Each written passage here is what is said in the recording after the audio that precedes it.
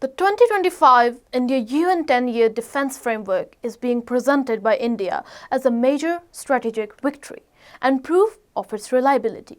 But it is actually just a hollow spectacle meant for New Delhi's own image. It is not a real step in working together on defense. Instead, it is a shield to cover up India's global embarrassment following Operation Sindoor.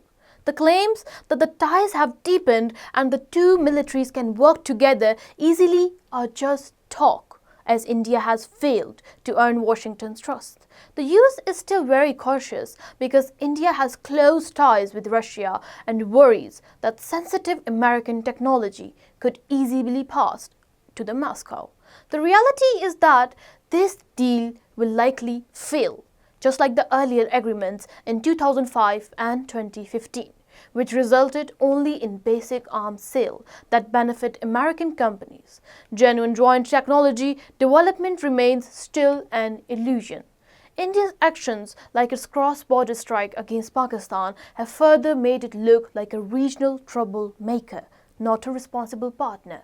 Even President Trump's silence on the deal failing to praise or acknowledge it is a clear sign of its lack of importance.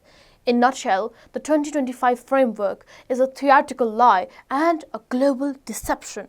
Until India solves its own trust issues and ends its contradictory alliances, its defense agreement will remain an empty show.